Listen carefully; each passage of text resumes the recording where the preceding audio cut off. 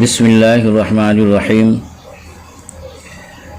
الحمد للہ وکفی وسلام علی عبادہ الذین اصطفی والصلاة والسلام علی سید الانبیاء محمد المصطفی۔ مشکوٰۃ شریف کے مقاصد کو شروع کرنے سے پہلے مشکوٰۃ اور صاحب مشکوٰۃ کا مختصر تعارف پیش کیا جاتا ہے تاکہ مصنف کی اہمیت سے کتاب کی اہمیت سمجھ میں آئے۔ صاحب مشکوٰۃ کا نام محمد یا محمود ہے، کنیت ابو عبداللہ، لقب ولی الدین اور والد کا نام عبداللہ ہے۔ نسباً آپ عمری ہیں اور خطیب تبریزی سے مشہور ہیں۔ اپنے وقت کے محدث، علام اور فصاحت و بلاغت کے امام تھے۔ حدیث شریف میں آپ کا امتیازی پایہ مشکوٰۃ شریف سے ہی ظاہر ہے۔ تصانیف میں آپ کی تصانیف میں سب سے زیادہ مشہور صحاح ستہ کا ضخیم مجموعہ مشکوٰۃ المصابیح ہے، جس میں صحاح کے سوا دوسری کتابوں کی حدیثیں بھی آپ نے جمع فرمائیں۔ یہ نہایت مقبول و متداول کتاب ہے۔ ہندوستان میں تو ایک مدت تک صرف مشکوٰۃ اور مشارق الانوار ہی درس حدیث کا معراج کمال رہی، اور اب بھی جبکہ صحاح ستہ تکمیل فن حدیث کے لیے ضروری قرار پا چکی، مشکوٰۃ بھی دورہ حدیث سے پہلے لازمی ہے۔ بلکہ ایک زمانہ تو وہ تھا کہ مشکوٰۃ شریف کو لوگ زبانی یاد کرتے اور پوری مشکوٰۃ کو متناً و سنداً یاد کر کے اپنے سینے میں جگہ دیتے۔ تذکرہ علماء ہند میں بابا داؤدی کے ذکر میں لکھا ہوا ہے کہ فقہ، حدیث، تفسیر اور حکمت و معانی میں بابا داؤدی کمال رکھتے تھے اور مشکوٰۃ کے شریف کے متناً و سنداً حافظ تھے۔ اسی وجہ سے ان کا لقب مشکوٰۃی بابا پڑ گیا تھا۔ مشکوٰۃ شریف کو مصنف نے جو لکھا ہے، دراصل امام محی السنہ رحمۃ اللہ علیہ کی ایک کتاب تھی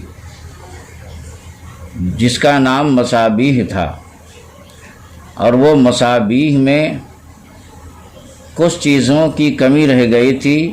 انہی کمی کا ازالہ کرنے کے لیے صاحب مشکوٰۃ نے مشکوٰۃ شریف کو لکھا، اور طرز تالیف آپ کا یہ تھا کہ مصابیح میں صرف احادیث مذکور تھیں، راوی کا نام، مخرج حدیث، صحت و ضعف اور حسن وغیرہ کا تذکرہ نہ تھا۔ صاحب مشکوٰۃ نے جملہ امور بیان کیے اور یہ بھی بتا دیا کہ وہ حدیث کس کتاب کی ہے۔ چنانچہ 13 صحاح حدیث کا خصوصی ذکر ہے۔ صحاح ستہ نیز امام مالک کی موطا امام مالک، امام شافعی کی کتاب العلم، امام احمد کی مسند امام احمد، دارمی، دارقطنی، بیہقی اور ابو الحسن رزین ابن معاویہ کی رزین شریف، ان تمام کتابوں سے حدیث کو اخذ کیا اور ان کا حوالہ دیا۔ پھر صرف صاحب مصابیح کے لکھنے پر اعتماد نہیں کیا، بلکہ اصول کی ان تمام کتابوں میں روایات کا اختلاف مقابلہ کر کے نقل کیا ہے، اور جہاں جہاں صاحب مصابیح نے احادیث کو غریب یا ضعیف یا منکر قرار دیا ہے، موصوف نے ان کا سبب بھی ظاہر کر دیا ہے۔ حضرت علامہ ملا علی قاری رحمۃ اللہ علیہ نے مرکات شرح مشکوٰۃ میں ذکر کیا ہے کہ مصنف کے ہاتھ کا لکھا ہوا مشکوٰۃ شریف کا قلمی نسخہ 955 ہجری تک باقی تھا، اس کے بعد ضائع ہو گیا۔ صاحب مصابیح نے ہر باب کے تحت 2 فصلیں قائم کی ہیں۔ فصل اول میں صحیحین کے حدیث لاتے ہیں، جن کو صحاح کے نام سے تعبیر کیا ہے، اور فصل ثانی میں ابو داؤد، ترمذی، نسائی وغیرہ کی احادیث لائے ہیں، جن کو حسان کے نام سے یاد کیا ہے۔ صاحب مشکات نے اکثر و بیشتر ہر باب میں تیسری فصل کا اضافہ کیا ہے، جس میں صحاح ستہ کے علاوہ دیگر کتب حدیث کی احادیث لائے ہیں۔ نیز مرفوع احادیث کے علاوہ صحابہ اور تابعین کے اقوال و افعال بھی جو باب کے مناسب تھے جمع فرما دیا۔ حضرت علامہ شاہ عبد العزیز محدث دہلوی رحمۃ اللہ علیہ بستان المحدثین میں بیان فرماتے ہیں کہ مصابیح کی احادیث 4484 ہیں۔ ابن ملک نے بھی یہی تعداد بیان کی ہے۔ اس پر صاحب مشکات نے 1511 کا اضافہ کیا ہے، تو مشکات کی کل احادیث یعنی مشکات شریف میں اب اس وقت مصابیح اور مشکات کے اضافے کے ساتھ جو احادیث کا مشکات شریف میں پورا مجموعہ ہے وہ 5995 احادیث ہیں۔ تو یہ مشکات شریف کے تعلق سے میں نے آپ حضرات کے سامنے کچھ بیان کیا۔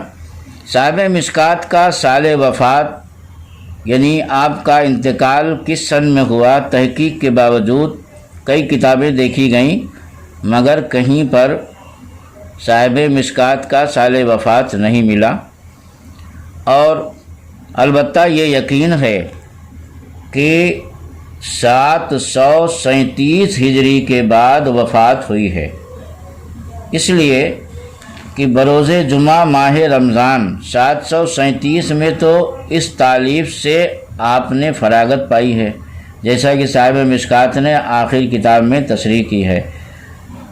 تو ظاہر سی بات ہے کہ جب 737 ہجری ہی میں مشکات سے فراغت پائی ہے تو یہ طے ہے کہ 737 ہجری تک آپ باحیات تھے، اس کے بعد ہی آپ کا وصال ہوا۔ بعض حضرات نے اندازہ لگا کر سال وفات 748 ہجری ذکر کیا ہے، اور صاحب تاریخ حدیث نے 740 مانا ہے۔ الغرض متحقق اور متیقن نہیں ہے، اتنا طے ہے کہ 737 ہجری کے بعد آپ کا وصال ہوا۔